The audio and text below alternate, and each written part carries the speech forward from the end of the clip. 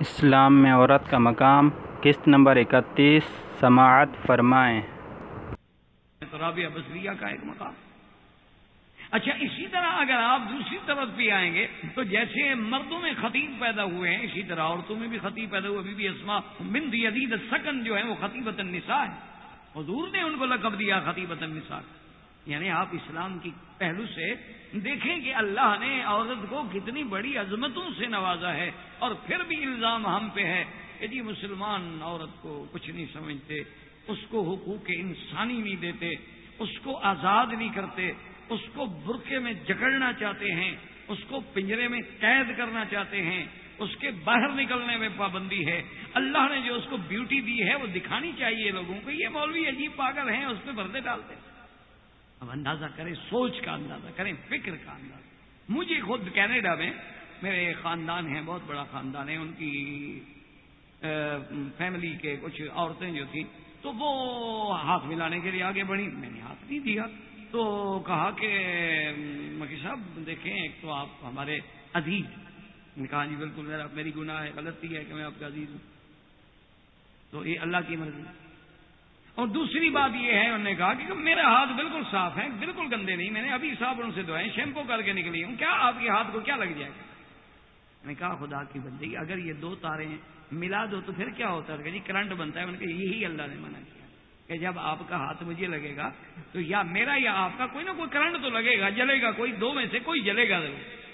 اس لیے اللہ نے کہا کہ دور رہو، کیوں جلاتے ہو؟ نہ خود جلو نہ اس کو جلاؤ، ہم تو تمہاری حفاظت کے لیے کہہ رہے ہیں۔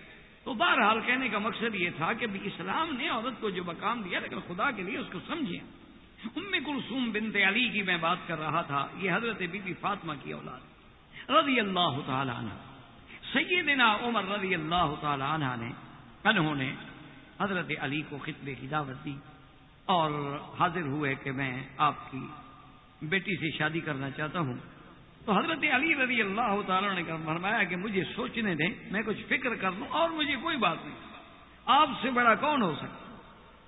اور وہ آدمی جس کے بارے میں اللہ کا نبی یہ فرماتا ہو کہ لو کان بعدی نبی لکان عمر، اگر میرے بعد نبوت کا دروازہ کھلا ہوتا تو عمر نبی ہوتے، جس کا یہ مقام ہو، میں اس کو رد نہیں کر رہا، لیکن فرق اتنا ہے کہ میری بیٹی صغیر السن ہے، اس کا عمر اتنا زیادہ نہیں ہے، اور آپ کی عمر زیادہ ہے۔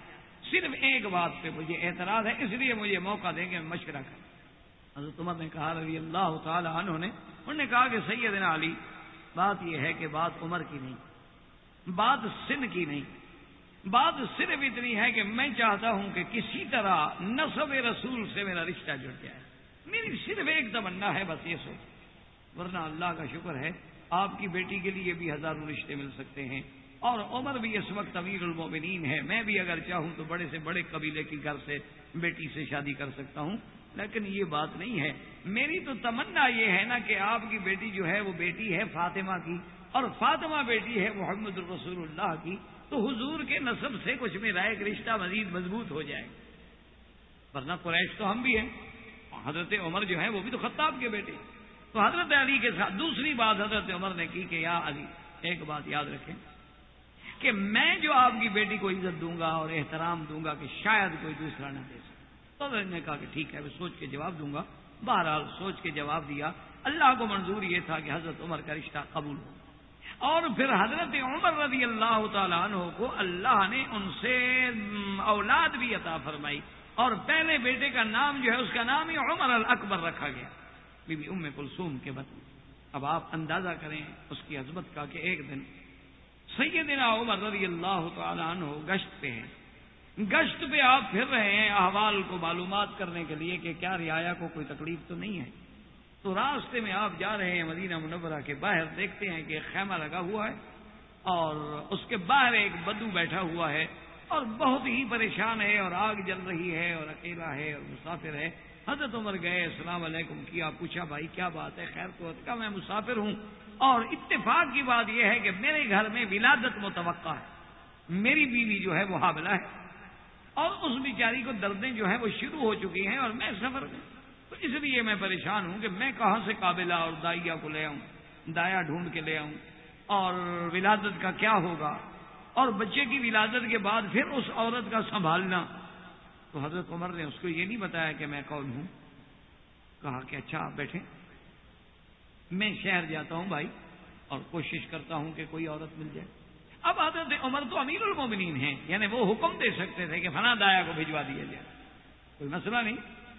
لیکن اندازہ کریں اسلام کے اندر ایک عورت پہ جب تکلیف کا وقت آ رہا ہے، جب اس پہ ولادت کا وقت ہے، وضع ولادت کا وقت ہے، اور وہ اس ایسے شدید مرحلے سے گزر رہی ہے جو موت اور حیات کے برابر کا مرحلہ ہے، تو حضرت عمر گھر آتے ہیں اور بی بی ام کلثوم سے کہتے ہیں یا بنت علی یا بنت فاطمہ الزہرا کہ ام کلثوم تیرا بہت بڑا مقام ہے، بہت بلند مقام ہے، تم بنت علی ہو، تم بنت فاطمہ ہو، لیکن آج ایک تمہاری ہم جنس، آج ایک مسافر عورت جو ہے وہ اس وقت بہت بڑی شدید تکلیف میں ہے اور مجھے ایک دایا کی ضرورت ہے، ولادت کا مسئلہ ہے. میں نہیں چاہتا کہ یہ ثواب اور یہ مقام کوئی اور حاصل کرے، اگر تم حاصل کرو تو مجھے بہت خوشی ہو.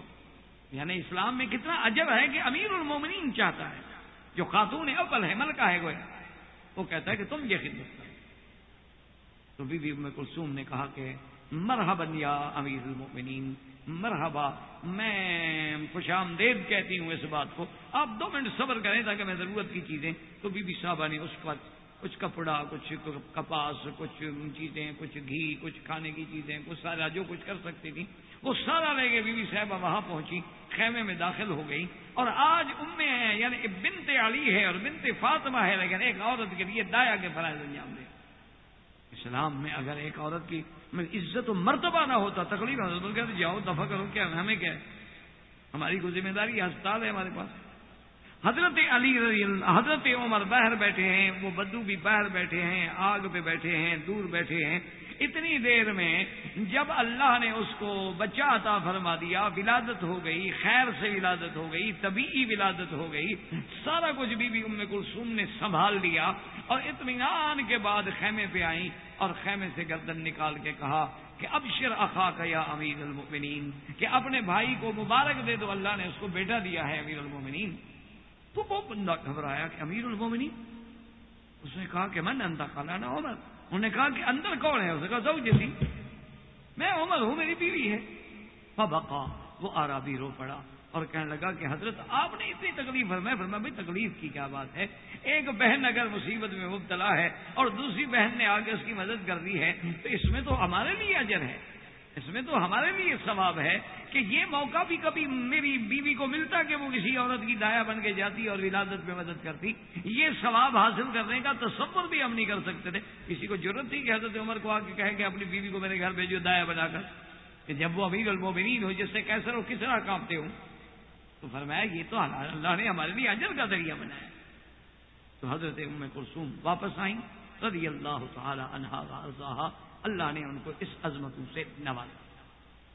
اور اسی طرح اب آپ دیکھیں کہ صفیہ امت رسول اللہ، بی بی صفیہ جو ہیں یہ عبد المطلب کی بیٹی ہے. صفیہ بنت عبد المطلب، اور عبد المطلب حضور کے دادا ہیں، تو ان کا لقب ہے امت رسول اللہ.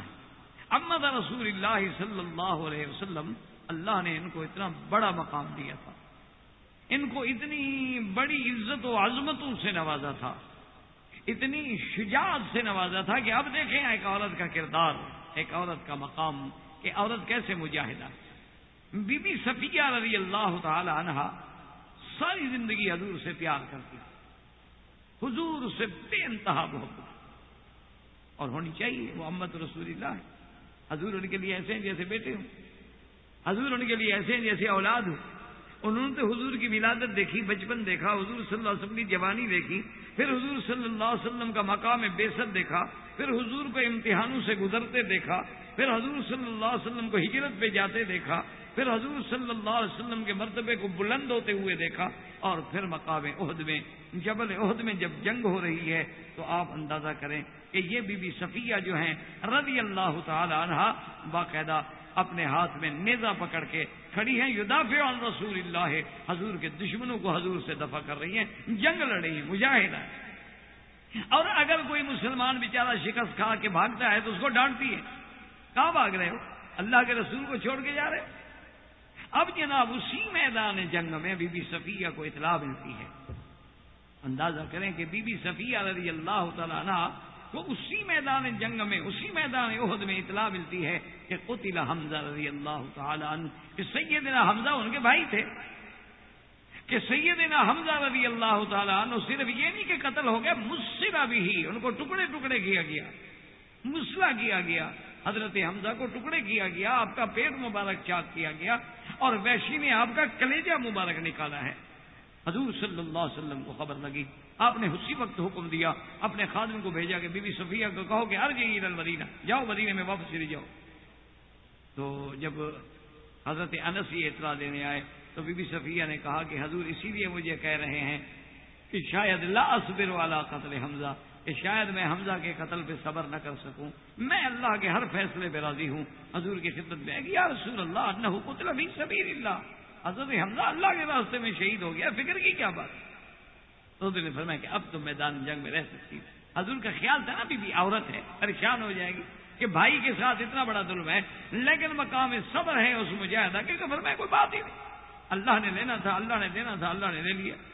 اور یہ وہی بی بی صفیہ رضی اللہ تعالی عنہ اتنی شجاع تھی ماشاءاللہ کہ روایات میں یہ بھی آتا ہے کہ جنگ احد کے موقع پر حضور نے ایک دفعہ یہ بھی حکم جاری فرما دیا تھا کہ مدینہ منورہ میں جو بڑے گھر ہوں نا، ان میں تمام خواتین کو جمع کر کے وہاں اپنے صحابہ کا کچھ پہرا لگا دیا جائے کہ خدا نہ خواستہ اگر ہم احد میں جنگ ہار جائیں، شکست ہو جائے تو دشمن مدینے پہ حملہ کر دے، تو پھر ہم اپنے بیوی بچوں کی اور خواتین کی عزت کا تحفظ تو کر سکیں۔ تو آپ حیران ہوں گے کہ جس گھر میں بیویوں کو رکھا گیا تو بی بی صفیہ بھی وہاں آ گئی۔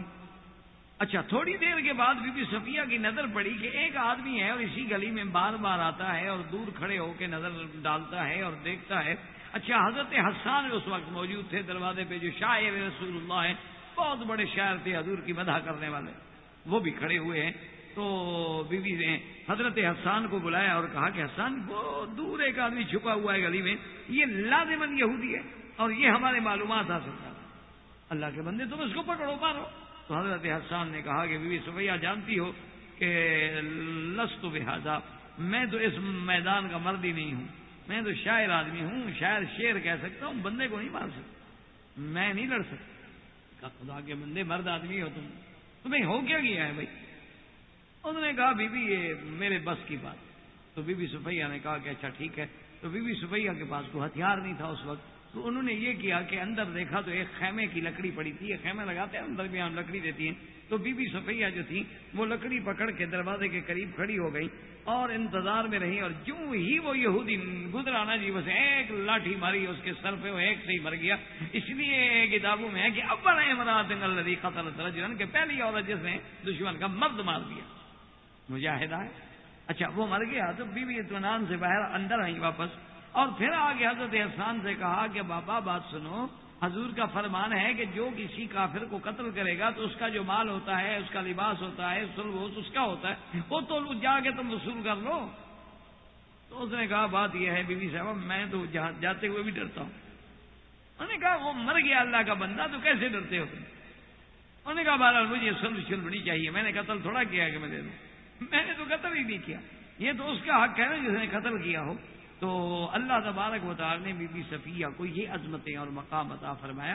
تو اب اگر اسلام کسی عورت کے مجاہدانہ کردار کی نفی کرتا تو حضور منع کر دیتے رضی اللہ تعالی عنہ، لیکن اسلام نے کہ جہاں مفسرہ ہو، محدثہ ہو، عالمہ ہو، وہاں مجاہدہ بھی تو ہو رضی اللہ تعالی عنہ۔ اسی طرح بی بی ام سلیم، یا بعض علماء نے سلیم بھی پڑھا ہے، ام سلیم بنت ملحان بھی پڑھا۔ یہ بی بی صاحبہ وہ ہیں جو والدہ ہیں حضرت انس کی، حضرت انس رضی اللہ تعالیٰ عنہ جو خادم رسول اللہ ہیں صلی اللہ علیہ وسلم، یہ ان کی والدہ ہیں، اور اللہ نے ان کو بڑا جمال اور بڑا عقل اور بڑا ذکاء اور بڑا فہم عطا فرمایا تھا، اور آپ کے ابن عم تھے، چاچے کے بیٹے تھے مالک ابن النضر، مالک ابن النضر سے ان کی شادی ہوئی، اور مالک ابن النضر سے ہی حضرت انس پیدا ہوئے۔ اور اللہ کی شان یہ ہے کہ یہ بیوی جو ہیں یہ بھی سابقین فی الاسلام، یعنی اول وہلہ میں جو لوگ اسلام لائے یہ بھی ان میں شامل، اچھا، خدا کی شان ہے کہ ان کے خامند کو جب پتہ چلا، مالک ابن نضر کو پتہ چلا کہ میری بیوی جو ہے ام سلیم جو ہے وہ مسلمان ہو گئی ہے، تو گھر آیا کر لگا اتنی سمے تو کذالک، انہوں نے کہا ٹھیک سنا ہے تم نے۔ اور ایک روایت میں یہ ہے کہ بیوی اپنے بچے کو، چھوٹے بچے حضرت انس کو لے کے گود میں، کانت یلقن، ان کو تلقین کر رہی تھی اور پڑھا رہی تھی کہ قل لا الہ الا اللہ لا الہ الا اللہ لا الہ الا اللہ۔ وہ تو چھوٹے بچے تھے، ابھی پڑھ بھی نہیں سکتے، لیکن ان کو کلمہ پڑھا رہی ہے۔ تو اس نے کہا کہ دیکھو مالک بن نضر، میں اسلام قبول کر چکی ہوں، اور فشہد، تم بھی گواہ ہو جاؤ، اشہد ان لا الہ الا اللہ واشہد ان محمد رسول۔ تو مالک بن نضر بڑے غصے نے کہا جو مرضی ہے میں اسلام نہیں چھوڑوں، اب اسلام کو میں نہیں چھوڑوں۔ تو مالک بن نضر غصے میں باہر گئے، خدا کی شان دیکھے، کچھ عرصہ گزرا، آپ سفر کر رہے تھے، اور جو ہی گھر سے نکلے دشمن چھپا ہوا تھا، اس نے حملہ کیا اور مالک بن نضر قتل ہو۔ اور اس کے بعد بی بی صاحبہ جو تھی وہ بھی ہجرت کر کے مدینہ آ گئیں، کیونکہ اللہ نے بی بی صاحبہ کو بہت بڑا جمال، بہت بڑا ذکا اور عقل دیا تھا۔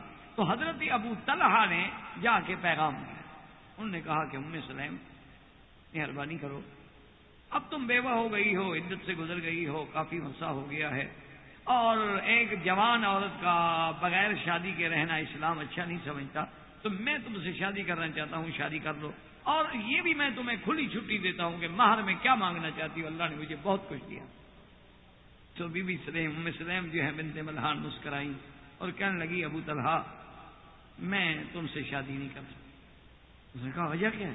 میں کہا انا مسلمۃ وانت کافر، میں ایک مسلمان عورت ہوں اور تم ایک کافر ہو، اور اسلام میں مسلمان عورت کا کافر سے نکاح نہیں ہو سکتا، اسلام یہ اجازت نہیں دیتا۔ آج کل تو اللہ معاف کرے، آپ نے دیکھا ہے کہ کئی مسلمان لڑکیاں ہندوؤں کے گھروں میں، اور کئی ہندو لڑکیاں مسلمان کے گھروں میں، یعنی یوں سمجھ رہے ہیں کہ کئی عائشہ جو ہیں وہ اوشا کہلائی، اور کئی اوشا جو ہیں وہ عائشہ بنی۔ تو اصل اس کو لوگ سمجھتے ہیں کہ یہ آزادی نہیں ہے، یہ دوسرے کے حقوق میں ڈاکہ ڈالنے والی بات ہے۔ یہ آزادی کہاں؟ اس کا نام آزادی ہے کہ کسی کی دیانت میں دخل دو، کسی کے مذہب میں دخل دو، کسی کے مذہبی قوانین کو پامال کر ڈالو، یہ کون سی آزادی ہے؟ تو بہرحال بی بی صاحبہ نے انکار کر دیا، انہوں نے فرمایا کہ انا امرأۃ مسلمۃ وانت رجل کافر، تم ایک کافر انسان ہو، میں تم سے نکاح نہیں کروں۔ حضرت ابو طلحہ نے یہ کیا کہ دوسرے دن انہوں نے سوچا کہ ایک عورت ہے، یہ کب تک انکار کر سکتی ہے، ایک عورت کے لیے کیا ہے، ہم پیسے بڑھا دیں گے۔ جیسے آج کل کی جدید تہذیب مغرب نے عورت کو ایک بکاؤ مال سمجھا ہوا ہے۔ پہلے لوگ جو ہیں وہ ڈاکے مار کے عورتوں کو پکڑ کے قذاق جو تھے لاتے تھے اور بازار مصر میں بیچا جاتا تھا، لیکن اب ایک دوسرے انداز میں بیچا جاتا ہے، ذرا مہذب انداز۔ عورت بکتی تو اب بھی ہے، کبھی موقتاً بکتی ہے، کبھی مستقلاً بکتی ہے۔ فرق اتنا ہے کہ ظالموں نے ایک ایسا انداز اختیار کر لیا ہے کہ اس کے عزت و عصمت کے بیچنے کو بھی بزنس کر دیا ہے، تو وہ کہہ رہے ہیں یہ بزنس، انا للہ و انا الیہ راجعون۔ مسکراہٹ اس کو بیچنی پڑتی ہے، اور ایسا انہوں نے ماشاءاللہ عورت کو عزت دی ہے کہ سگار ہو، سگریٹ ہو، بک نہیں سکتی جب تک عورت کا فوٹو ہو، یہ عزت دی۔ ان کا پیزا نہیں بک سکتا، ان کا میکڈونلڈ نہیں بک سکتا، ان کا فریزر نہیں بک سکتا، ان کی کار نہیں بک سکتی، ٹریکٹر بھی نہیں بک سکتا، میرے عورت ساتھ کھڑی ہو، فوٹو عورت کا آنا چاہیے۔ اور اس کو وہ پیشہ، جی ماڈلنگ ایک پیشہ ہے۔ ابھی کچھ دن گزرے تو ایک آدمی مجھے ملا حرم شریف میں، کہتا جی بس اب آپ کے مولویوں کے پاس یہی کام رہ گیا بہادری کا کہ فوٹو لگے ہوتے ہیں عورتوں کے، کوئی بورڈ لگے ہوتے ہیں، ان پہ عورتوں کی تصویریں ہوتی ہیں، تو یہ مولوی عجیب لوگ ہیں جناب، وہ کچھ بورڈ توڑ دیے اور کچھ پہ آ کے کالا رنگ پھیر دیا، بس یہی اسلام ہے۔ میں نے کہا جی بالکل آپ کی شکایت بہت درست ہے، واقعی مولوی نے زیادتی کی۔ اب آپ جب عمرے سے جائیں تو اپنی بیوی اور بیٹی کا ایک فوٹو بنوا کے بورڈ لگوا دیں سڑک، اور مولویوں کو میں کہوں گا اس کو نہیں چھڑیں۔ میں اپنی بیٹی کا، میں نے کہا جی وہ کسی کی بیٹی نہیں ہے جس کے پر آپ غصہ کر رہے ہیں، وہ بھی تو کسی کی بیٹی ہے نا۔ دوسری کے بیٹیوں کا بورڈ لگا کے خوش ہوتے ہیں، اپنی بیوی کا لگواؤ نا، اپنی بیٹیوں کا لگواؤ۔ منسٹروں کو کہو میدان میں آئیں، کیوں شرم کرتے ہو؟ پھر اپنی بیوی بیٹیوں کو لے آؤ نا، وہ کسی کی بیٹی نہیں ہے جس کا فوٹو لگا ہوا ہے، اس کا فوٹو بیچتے ہو۔ اس کو یعنی آپ اندازہ کریں کہ ماڈل کو کپڑے پہنا کے اس کو کہتے ہیں جی کیٹ واک، بلی کی طرح چلو، تاکہ لوگ تیرے ہر عضو کو اچھی طرح دیکھ سکیں، وہ ایک ایک انگ پہ نظر ڈال سکیں۔ انا للہ و انا الیہ راجعون۔ اس کے علاوہ کچھ نہیں کہہ، وہ بھی تو کسی کی بیٹی ہے نا، وہ بھی تو کسی کی بہن ہے، اس کی بھی تو کوئی ماں ہے، اس کا بھی تو کوئی باپ ہے۔ آپ کو کیا پتا ہے کہ وہ ماڈلنگ کیوں کر رہی ہے؟ کیا پتا وہ بھوک سے کر رہی ہو، کیا پتا وہ اپنے معاشرے سے مجبور ہو کے کر رہی ہو، کیا پتا اس کو کوئی ظالم مرد بلیک میل کر کے اس مقام پہ لے آیا ہو۔ ذرا اس کی حقیقت تو پوچھو کہ وہ اس مقام پہ پہنچی کیوں ہے، اور الزام اسلام پہ دیتے ہو۔ اب جناب بہرحال یہ ہے کہ اس نے حضرت ابو طلحہ کہتے ہیں کہ دوسرے دن میں نے آ کے کہا، میں نے کہا دیکھو مسلم، ایک بات سنو، کل میں نے جو آپ کو آفر کی تھی نا مہر کی، آج میں اس سے دگنی پیش کروں، یا جس کو آپ کہتے ہیں نا بلینک چیک، وہ جو مرضی ہے لکھ لو جی۔ بی بی صاحبہ نے کہا بات دولت کی نہیں ہو رہی، بات ایمان کی ہے۔ یہ دیکھیں مومنہ مسلمہ، اور آج اپنے کردار کو بھی دیکھو، یہ ہے ایمان اور اسلام کہ اس نے کہا بات دولت کی نہیں ہو رہی، بات پیسے کی نہیں ہو رہی، بات یہ ہے کہ انا امرأۃ مسلمۃ وانت رجل کافر۔ اس نے کہا بی بی مسلم کوئی حل ہے؟ اس نے کہا بالکل، بڑا آسان حل ہے، مسلمان ہو جاؤ، میں کو پیسے لینے کے لیے بھی تیار نہیں، مجھے کسی دولت کی بھی ضرورت ہے، تم کلمہ پڑھ لو، میں شادی کرنے کے لیے تیار ہوں۔ اس نے کہا کہ اچھا مجھے فکر کرنے دو۔ سوچا اور دوسرے دن حضور کی خدمت میں آئے اور آ کے کلمہ پڑھا، اشہد ان لا الہ الا اللہ واشہد ان محمد رسول اللہ، اور اس کے بعد سیدھا بی بی ام سلیم کے گھر میں آئے اور کہا کہ ام سلیم ابشری دخلت فی الاسلام، میں اسلام میں داخل ہو گیا ہوں، اور میں نے تمہیں اس لیے کہا تھا کہ مجھے سوچنے دو، میں یہ چاہتا تھا کہ اسلام میں سوچ سمجھ کے داخل ہوں، صرف یہ نہیں کہ جذباتی طور پہ داخل ہو جاؤں۔ ایک ہوتا ہے نا جی، جیسے آج کل لڑکے لڑکی کہتے ہیں وہ جی میرے لیے مسلمان ہونا چاہتی ہے، وہ جی پہلے تو اسلام اس کو سمجھ نہیں آیا، جناب کے عشق مبارک کے بعد سمجھ آیا۔ آپ ماشاءاللہ کوئی اسلام کے بہت بڑے مبلغ تھے، آپ اس کو تبلیغ کرتے رہے عشق فرمانے کے بعد، اس لیے وہ بیچاری متاثر ہو گئی ہے، کیونکہ پہلے وہ اسلام کو جانتی نہیں تھی۔ آپ سے جب سے تعلق ہوا ماشاءاللہ، اور آپ اسلام کے اسکالر تھے ماشاءاللہ، اور آپ نے ملاقاتوں میں جب آپ بیچ پہ بیٹھ کے ملاقاتیں کرتے تھے ماشاءاللہ سمندر کے کنارے پہ، تو اس کو قرآن پڑھاتے تھے آپ ماشاءاللہ، اس لیے وہ بیچاری اسلام لا گئی۔ یہ جذبات کے فیصلے ہوتے ہیں، یہ جھوٹ ہوتا ہے، کوئی اسلام وہ نہیں قبول کرتی۔ اسی طرح کوئی مسلمان عورت ہندو نہیں بنتی، الا وہ لوگ کہ جن کے صرف نام مسلمانوں کے ہوتے ہیں، وہ ہندو سے بھی بدتر۔ تو بہرحال اس نے جب دیکھا سنا اور کہا اپنے بیٹے سے کہ انس میرے بیٹے اب اٹھو، اگر یہ اسلام میں داخل ہو گیا ہے تو میں تمہیں اختیار دیتی ہوں، تم جا کے حضور کے سامنے میرا نکاح کرو، کیونکہ اور تو کوئی ولی وارث تھا نہیں۔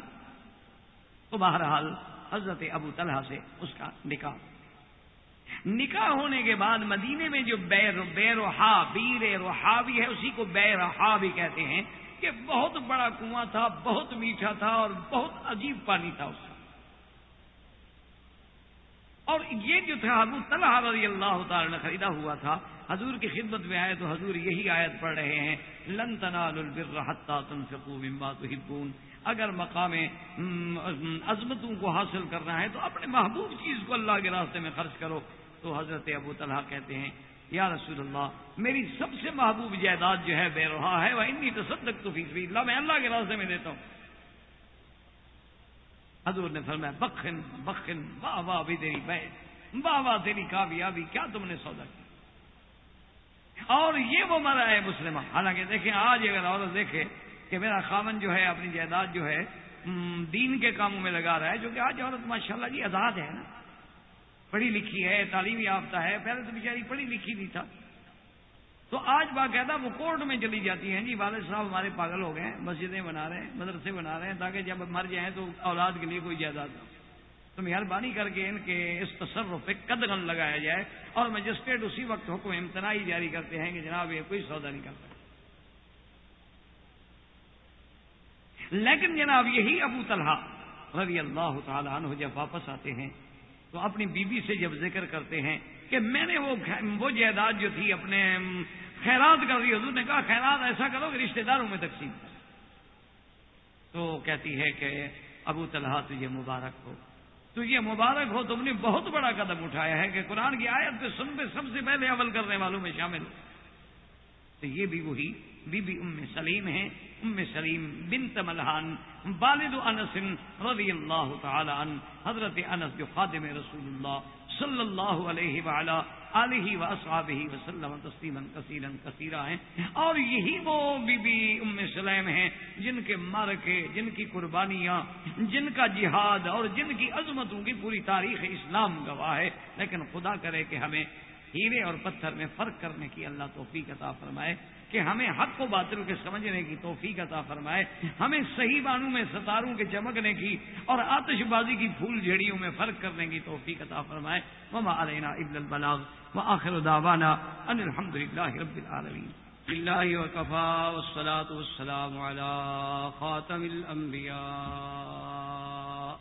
سیدنا محمد المصطفى وعلى آلہ المجتبى۔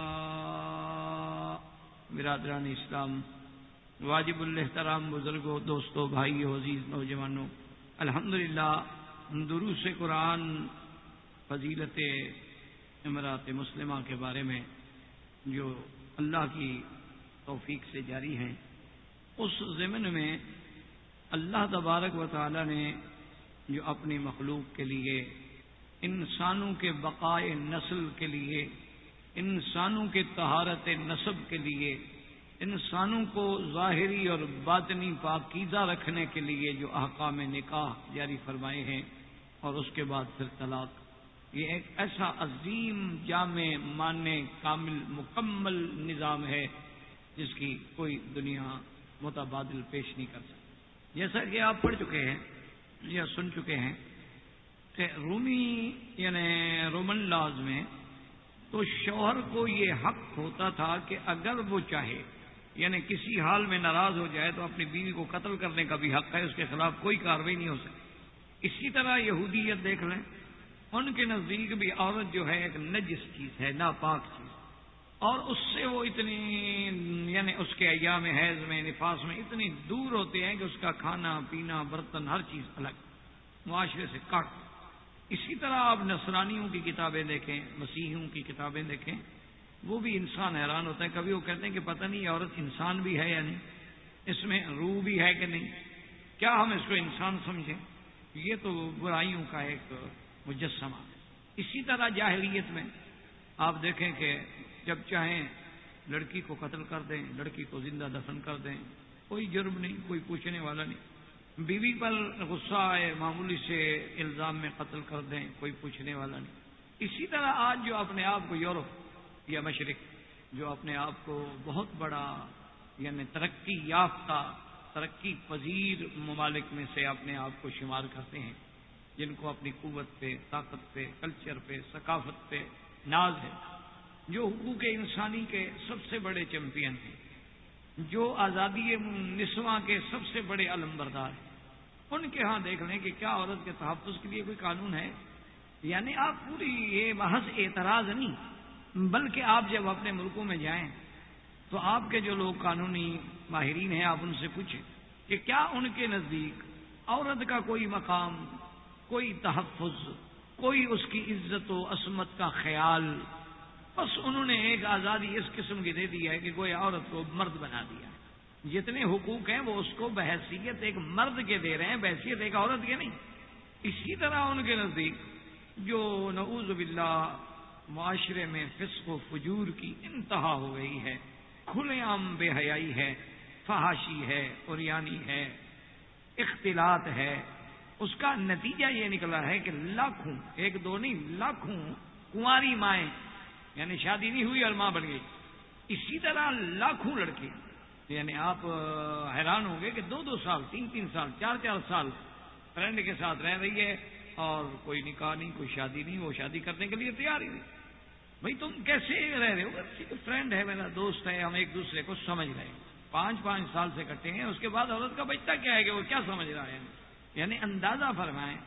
حالانکہ وہی لوگ جو اسلام کے ان باتوں پہ اعتراض کرتے ہیں نا جی، ان کو بھی کسی نہ کسی شکل میں ان کے مصنفین کو، ان کے پڑھے لکھے لوگوں کو آخر اعتراف کرنا پڑتا ہے کہ جو اسلام کا نظام ہے اس کا ہم کوئی مقابلہ نہیں۔ تو اب اس پہ غور کریں کہ اسلام نے جب زنا کو حرام قرار دے دیا ہے، یعنی جو کسی غیر محرم عورت پہ آپ کو نظر ڈالنے کی اجازت نہیں دیتا تو اس کو چھونے کی اجازت کیسے دے گا؟ یعنی اس کے تحفظ کا اتنا بڑا اسلام علمبردار ہے۔ اب زنا کو حرام کر دے دیا گیا، لیکن بات یہ ہے کہ انسان ہے، جذبات تو ہیں، پھر اس کے لیے کیا ہوگا؟ تو اللہ نے نکاح کو حلال کیا۔ یعنی ایک نظام قدرت پہ آپ نظر کریں کہ اللہ تبارک و تعالیٰ نے انسان کو کتنی بڑی عزت دی ہے، کتنی بڑی عظمت دی ہے، اور عورت کو کتنا بڑا مقام دیا۔ اسی لیے حضور صلی اللہ علیہ وسلم نے بطور فخر فرمایا کہ ولدت من نکاح، کہ میرا جو ولادت ہوئی ہے الحمدللہ، تو یعنی میرے والدین کا بھی نکاح تھا، اس سے پہلے بھی نکاح تھا، پر میں کسی گناہ سے نہیں پیدا ہوا، میرے خاندان میں بھی گناہ نہیں آیا۔ تو اسلام نے جو نکاح کو عزت دی، اسلام نے جو نکاح کو عظمت دی ہے، اس کے سبب قرآن نے دو بتائے۔ ایک سبب تو اللہ نے اس کا یہ بتایا ہے کہ اس کا کرم دیکھو، یا ایھا الناس اتقوا ربکم الذی خلقکم من نفس واحدۃ، کہ ہم نے تم کو ایک نفس واحد سے پیدا کیا۔ کیوں؟ سب سے پہلے کون ہے؟ آدم علیہ السلام۔ پھر اللہ تبارک و تعالیٰ نے بی بی آدم علیہ السلام، حضرت بی بی حوا کو حضرت آدم علیہ السلام کے وجود مبارک سے نکالا۔